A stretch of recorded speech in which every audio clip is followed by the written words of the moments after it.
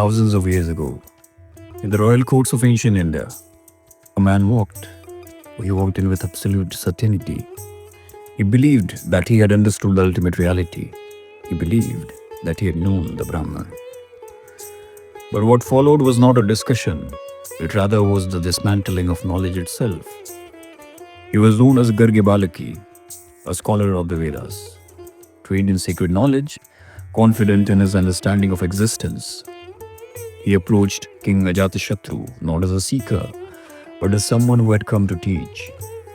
In a world where knowledge defined authority, that seemed very natural. But this very encounter was not followed tradition. When asked about the nature of Brahman, he turned to the visible universe. He identified the being within the sun as the ultimate. But it was not accepted. Not with argument, but with quiet rejection. For the very first time, certainty met something unmovable. He continued. From the sun to the moon. From the moon to lighting. From lighting to the sky, the wind, the fire. Each form was presented as the highest truth, and each time it was set aside. What seemed complete was revealed as partial. What seemed final was only a fragment. And slowly everything he relied upon began to dissolve. It became very clear that these were not denials of the world, rather they were the very pointers.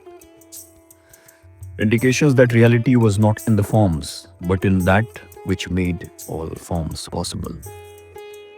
Something beyond appearance, something that could not be named. And for the very first time, there was nothing left to say. The confidence that has entered the court no longer remained. And without announcement, the roles had reversed. The one who came to teach stood ready to learn. And what followed was subtle but profound. And the authority had finally shifted.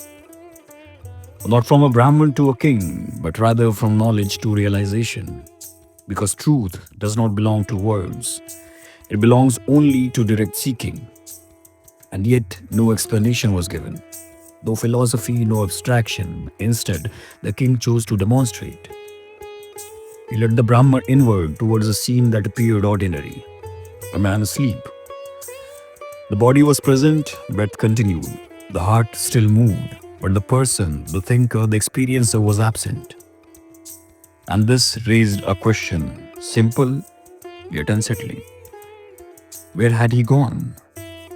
Attempts were made to call him. There was no response. The body remained, but awareness did not return. Only after a stronger disturbance the man awoke. And instantly the world reappeared. Something had changed. Moments ago, the same body existed without identity, without experience, without self-awareness, and now all of it had returned. Which meant that what we call a person is not continuous. It appears and disappears every single day. In deep sleep, the senses withdraw, the mind becomes silent, all distinctions fade. And yet, something remains, not as object, not as a thought, but rather as a presence that does not come and go. That very presence was what had been pointed to from the very beginning. Not the sun, neither the moon nor any external force, but that which exists even in their absence. The witness of waking, the creator of dreams, the silence of deep sleep. And so the lesson was never truly spoken. It was rather revealed through silence. If everything you think you are disappears every night, then what is it that remains? The Upanishads don't answer any question. That is all then. If you like the contents of my channel, don't forget to like, comment and subscribe to my channel for more such enlightening contents. For the time being, thank you.